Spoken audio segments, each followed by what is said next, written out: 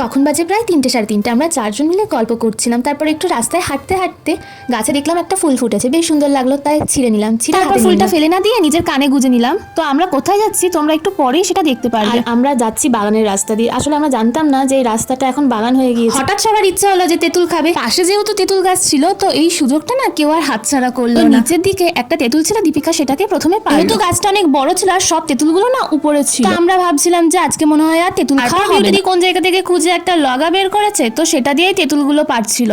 তো পাড়া হয়ে গিয়েছে বেশ কিছু, যে কটা পেরেছি ওই কটা আমাদের 4জনের হয়ে যাবে। তো এর মধ্যে দেখি আবার কিছু কিছু তেঁতুল পাকা, যে তেঁতুলগুলো একটু পাকা সেই তেঁতুলগুলো না আবার পোকা লেগে গিয়েছে। তো আর বেশি না পেরে আমরা বাড়ি চলে যাচ্ছিলাম। তো ভেবেছিলাম শুধু লবণ দিয়েই খেয়ে নেবো। তারপর বিউটি দি বললো যে আমি খোসা ছাড়িয়ে ছোট ছোট পিস করে দিচ্ছি, ওগুলোকে লবণ আর লঙ্কা দিয়ে মাখিয়ে খাবো। তো এইদিকে বিউটি দি কাটছিল আর আমি তো এইদিকে লোভ সামলাতে না পেরে আগে থেকে খাওয়া শুরু করে দিয়েছি। আর এদিকে বৃষ্টি আর দীপিকা মিলে গান শুনছে আর গান করছে। তোমরাও কিন্তু বাড়িতে এরকম ভাবে একবার ট্রাই করে দেখতে পারো, খুব সুন্দর লাগে খেতে।